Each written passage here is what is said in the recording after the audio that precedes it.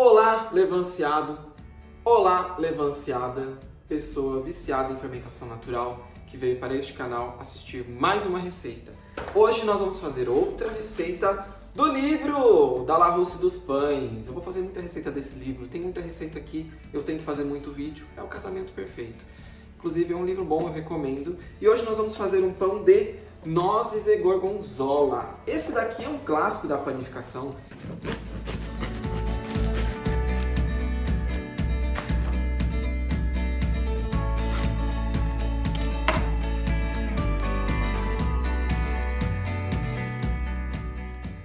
Eu acho que todo mundo que começa na fermentação natural em algum momento esbarra nessa receita. Então, nós temos a versão aqui do Eric Kreiser e eu vou fazer a minha versão ligeiramente modificada, porque todos os pães dele aqui levam um pouquinho de fermento biológico e eu costumo tirar e colocar um pouco mais de fermento natural, porque a gente quer fazer pão de fermentação natural, afinal de contas, não é mesmo? Para essa receita nós vamos de 500 gramas de farinha de trigo branca, 350 gramas de água, ou seja, 70% de hidratação para os mais entendidos. Nós vamos com 30% de levain, 150 gramas, 10 gramas de sal, 50 gramas de nozes e 100 gramas de queijo azul, no nosso caso, gorgonzola. Lembrando, como sempre, todos os ingredientes estão na descrição do vídeo. Para fazer um pão como esse, que é um pão rústico, teoricamente, é uma massa muito parecida com a massa que a gente faz normalmente, eu vou fazer o método tradicional. Ah, mas você não vai fazer um montão? Não. Vamos colocar a nossa farinha de trigo num bowl e aí nós vamos colocar a água e o fermento natural.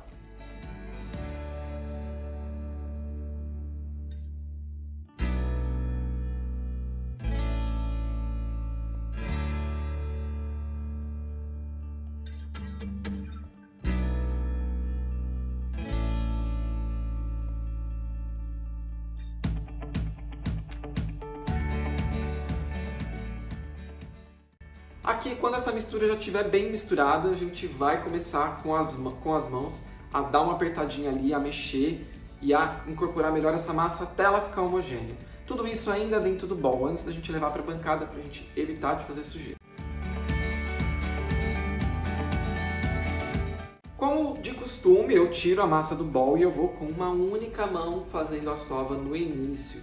E eu contei aqui 50 movimentos, batendo a massa contra a bancada e dobrando com uma mão só. Se você não tem habilidade para isso, pode fazer com as duas mãos, mas com uma mão só você tem a vantagem de ter outra mão livre para pegar uma espátula, para consultar um livro, para atender o telefone, para atender a porta caso alguém te chame.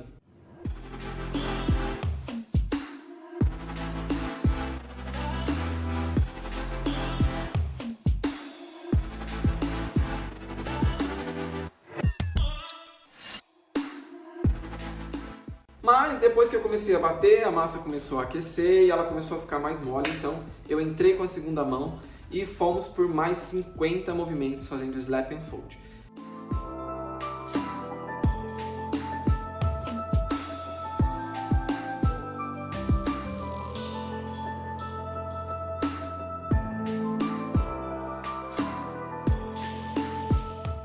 Veja, eu não conto a minha sova em tempo. Por quê? Porque cada pessoa sova um tempo diferente. Eu conto em quantidade de movimentos. Então eu fiz primeiro 50 movimentos com a mão aqui e depois mais 50 movimentos com as duas mãos.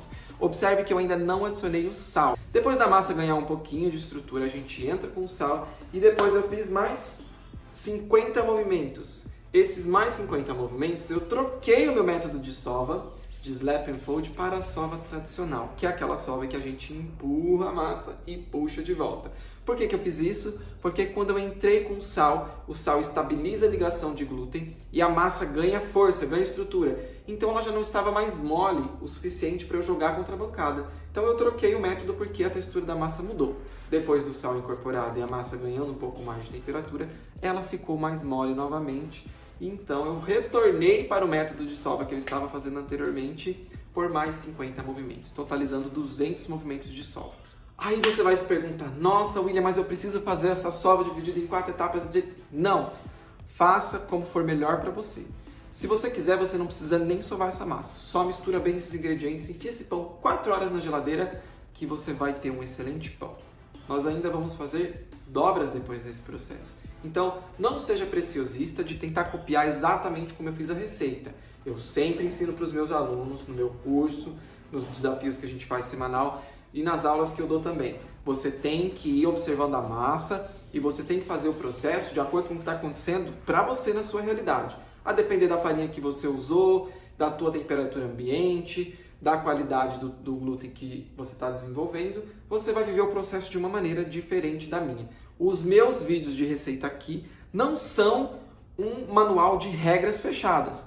São uma sequência de instruções, mas principalmente um relato da minha experiência com aquela receita. Depois dessa sova, eu ainda observei que a massa não estava muito lisinha, bonita, ela estava bastante irregular. Mas eu entendia que era só falta de descanso. Isso muitas vezes acontece. A gente manipula demais a massa. Então, vamos deixar essa massa descansando por 30, 40 minutinhos e aí vamos fazer a primeira dobra.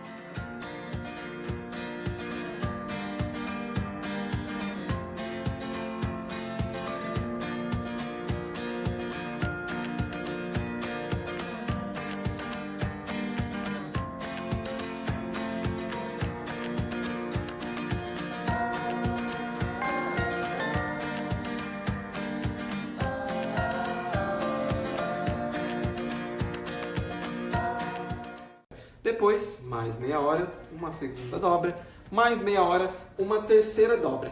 Nesse momento eu observei que a minha massa já ganhou a estrutura que eu queria que ela tivesse. Ou seja, ela já estava firme, já não estava mais esparramando tanto, então eu resolvi parar de fazer dobras.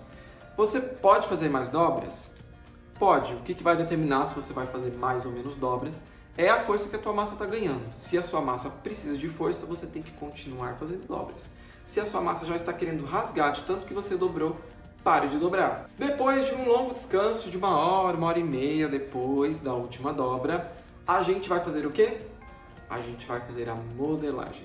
Aqui nesse caso eu utilizei um baneton redondo porque eu sabia que este pão ia ficar grande. Este baneton tem 22 centímetros de diâmetro, não é um baneton muito pequeno, tá? Você pode utilizar uma Tupperware, um recipiente que você tiver, desde que você tenha condições para que a massa não grude nele. Ou seja, pode cobrir com um pano de prato, colocar farinha de arroz, que já vai garantir. E para fazer essa modelagem, nós vamos abrir a massa pela bancada, distribuir as nozes, distribuir o queijo, e aí nós vamos enrolando, tentando abraçar essas nozes e esse queijo, enquanto damos bastante tensão na superfície da massa.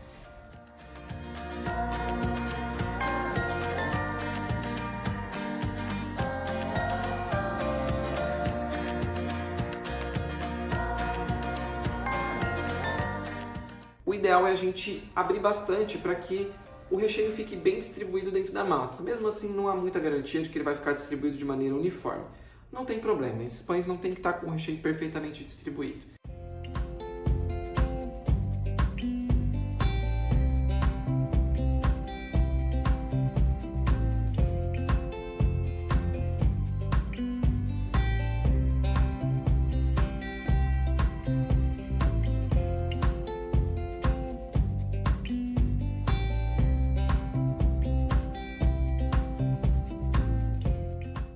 Depois de enrolar, dá uma tensionada, leva para o baneton e deixa essa massa crescer a minha até o ponto que encheu o meu baneton, porque eu sei que para um pão deste tamanho, esse é um ponto ideal. Para esse tipo de pão, tem dois cuidados que você tem que tomar.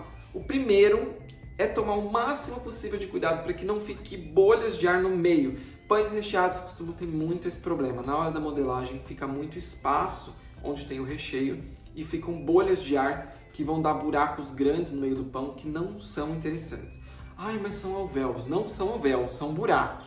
Presta atenção no pão que você está fazendo. Isso é um defeito de modelagem, isso não é um alvéolo. E outro cuidado que você tem que ter é no teste do toque para avaliar a fermentação do seu pão.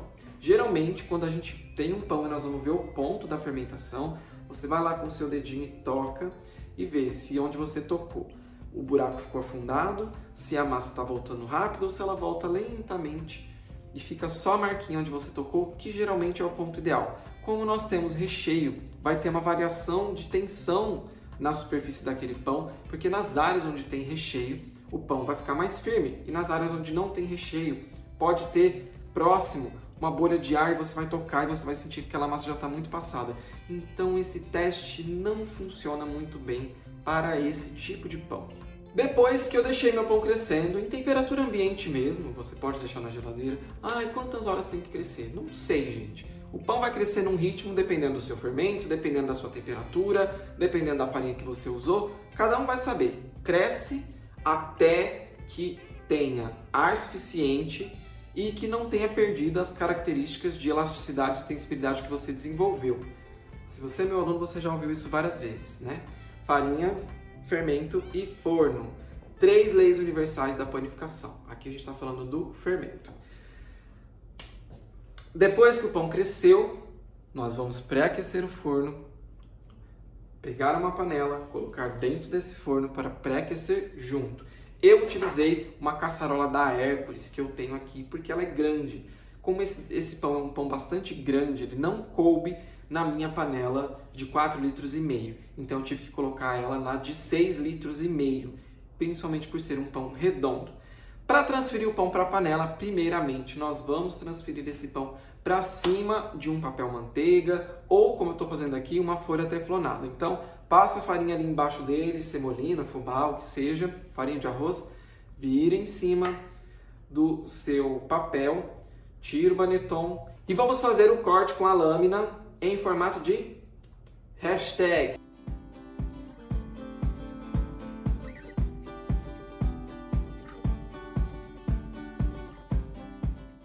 Ou do jeito que você preferir. Pão é seu, corta como você quiser. Quando a gente faz esse tipo de corte em pães recheados, principalmente com queijo, é muito comum que você chegue na camada do recheio. E esse recheio vai ebulir e transbordar para fora enquanto esse pão crescer. Não tem problema, a gente vai ter um queijinho gratinadinho ali, ó, na parte bem de cima do nosso pão. Coloquei o pão dentro da panela, levei para assar, forno pré-aquecido, 250 graus, 25, 30 minutos ali na panela, até ele começar a dourar. Depois desse tempo eu destampei e eu vi que o pão já estava bastante dourado. Então eu só deixei ele mais um pouquinho a 200 graus, até ele ficar no ponto que eu queria. E o resultado está aí na tela para vocês verem.